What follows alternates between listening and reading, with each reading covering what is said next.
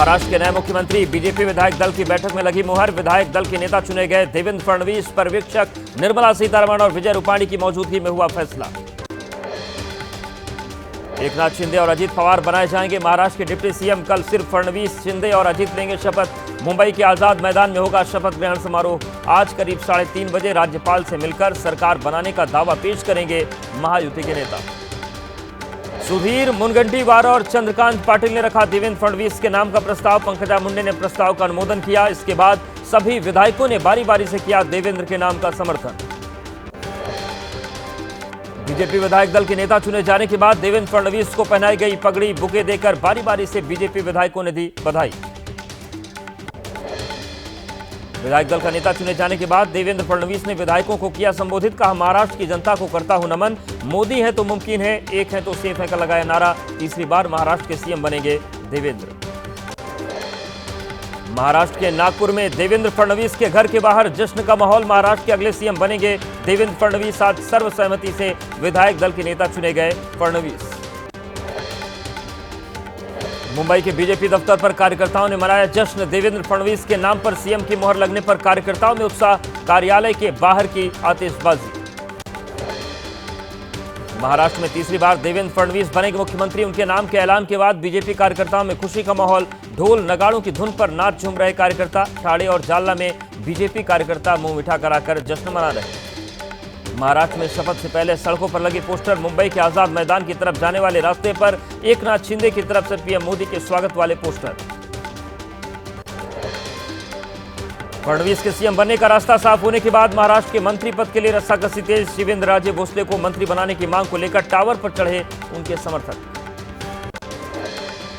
राहुल को संभल जाने की नहीं मिली अनुमति। राहुल गांधी काफिला लेकर लौटे वापस। प्रशासन ने दिल्ली से यूपी जाने वाले सभी रास्तों पर नाकेबंदी की। बैरिकेडिंग लगाकर यूपी पुलिस ने रास्ते बंद किए। दिल्ली यूपी बॉर्डर पर संभल जाने से रोके गए थे राहुल गांधी। प्रियंका गांधी गाड़ी से बाहर निकलकर बोले राहुल। कहा, मेरे अधिकारों के खिलाफ जाना मतलब संविधान के खिलाफ जाना। लड़ाई जारी रही।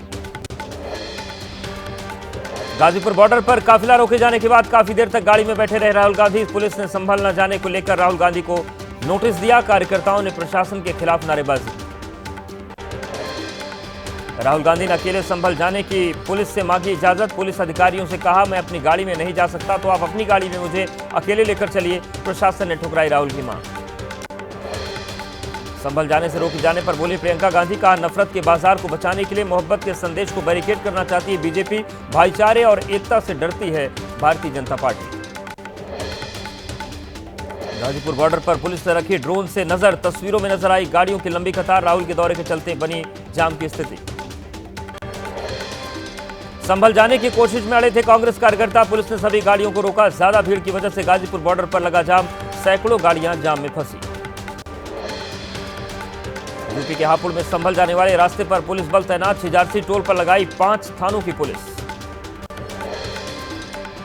यूपी के संभल में भी बढ़ाई गई सुरक्षा। चप्पे चप्पे पर पुलिस बल तैनात। 10 दिसंबर तक किसी भी बाहरी व्यक्ति के संभल जाने पर प्रशासन ने रोक लगाई। यूपी के संभल में शाही जामा मस्जिद के पास पुलिस का पहरा। हर चौराहे और गलियों पर पुलिस बल। आज राहुल और प्रियंका के आने की खबर पर भारी सुरक्षा मुस्तैद। लखनऊ में कांग्रेस नेता आराधना मिश्रा को किया गया हाउस अरेस्ट। आराधना के घर के बाहर पुलिस तैनात। संभल जाने की कोशिश में आराधना। पुलिस ने उन्हें बाहर जाने से रोका। राहुल प्रियंका के संभल जाने से रोके जाने पर समाजवादी पार्टी के सांसद अवधेश प्रसाद का बयान। बोले, प्रशासन खराब कर रहा है माहौल, विपक्ष नहीं कर रहा राजनीति। संभल से एसपी सांसद जियाउर रहमान बर्ग का प्रशासन और यूपी सरकार पर हमला। का संभल हिंसा का सच छिपाने की कोशिश, इसलिए विपक्ष के लोगों को संभल जाने से रोका जा रहा। पाकिस्तानी कारतूस मिलने पर कहा कि यह भी उनकी साजिश का हिस्सा। राहुल के संभल दौरे पर बोले यूपी के डिप्टी सीएम ब्रजेश पाठक। का हिंसा पर राजनीति न करे कांग्रेस। संभल में शांति स्थापित करने की जरूरत। अखिलेश राहुल से निवेदन, कानून व्यवस्था लागू करने में मदद करें।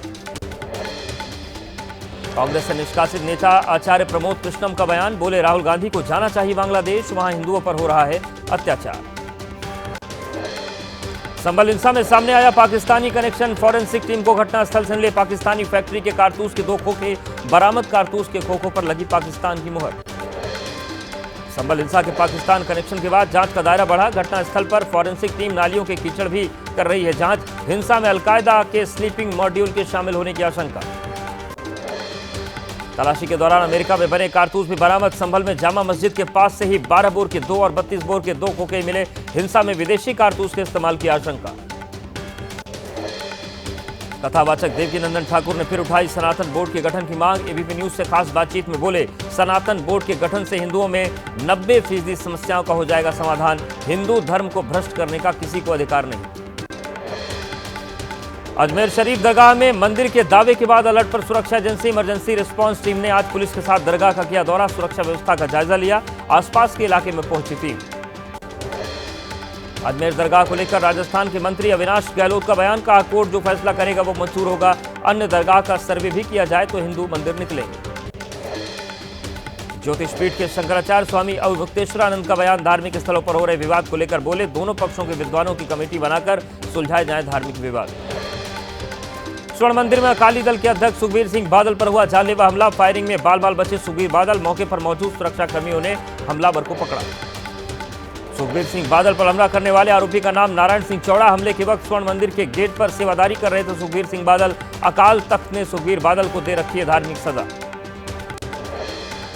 एडिशनल डीसीपी हरपाल सिंह का दावा, कल भी स्वर्ण मंदिर में मौजूद था हमलावर नारायण सिंह चौड़ा। सुखबीर बादल की सुरक्षा के लिए किए गए थे सख्त इंतजाम। पंजाब पुलिस के मुताबिक आरोपी नारायण सिंह चौड़ा पर पहले ही दर्ज हैं कई मामले। आरोपी से की जा रही है पूछताछ। सुखबीर सिंह बादल पर हुए हमले को लेकर पंजाब के सीएम भगवंत मान ने बताया, पंजाब के खिलाफ साजिश। एक्स पर लिखा, पंजाब पुलिस ने बड़ी घटना होने से बचाई। मान ने पुलिस को मामले की गहनता से जांच के दिए आदेश। दिल्ली के मयूर विहार फेज 1 में सीएम आतिशी और मनीष सिसोदिया ने 25 इलेक्ट्रॉनिक व्हीकल चार्जिंग स्टेशन का उद्घाटन किया। दिल्ली में करीब 2500 चार्जिंग स्टेशन लगाने की तैयारी में आप सरकार। गोरखपुर में लगा सीएम योगी का जनता दरबार। गोरखपुर मंदिर में सीएम योगी ने सुनी जनता की समस्याएं। अधिकारियों को दिए समाधान के निर्देश। संगम नगरी प्रयागराज में जोर शोर से चल रही महाकुंभ की तैयारी। 13 जनवरी से शुरू होने वाले महाकुंभ के लिए रेत पर लगाए जा रहे हैं तंबू। संगम में पैदल श्रद्धालुओं के लिए बनाए गए पीपा पुल। प्रयागराज में साधु संतों का पहुंचना शुरू। किसानों के नेता राकेश टिकैत को अलीगढ़ के टप्पल में रोका गया। महापंचायत में शामिल होने आ रहे थे राकेश टिकैत। यूपी के मुजफ्फरनगर में नेशनल हाईवे 58 पर किसानों ने किया हंगामा। बड़ी संख्या में ग्रेटर नोएडा की महापंचायत में हिस्सा लेने आ रहे थे भारतीय किसान यूनियन के नेता और कार्यकर्ता। खतौली के पास पुलिस ने रोका तो बड़ा बवाल। किसानों की गिरफ्तारी के विरोध में नोएडा के महामाया फ्लाईओवर पर जुटे किसान। बड़ी संख्या में महिलाएं प्रदर्शन में शामिल। पुलिस ने नारेबाजी कर रहे किसानों को हिरासत में लिया। नोएडा में धरना दे रहे 160 से ज्यादा किसानों को पुलिस ने किया गिरफ्तार। अपनी मांगों को लेकर संयुक्त किसान मोर्चा के ऐलान पर नोएडा के दलित प्रेरणा स्थल पर धरना दे रहे थे किसान। किसानों के मुद्दे पर भड़के उपराष्ट्रपति जगदीप धनखड़। मुंबई में कृषि मंत्री शिवराज सिंह चौहान को सुनाई खरी खरी। कहा, किसानों से कृषि मंत्री का बात नहीं करना समझ से परे।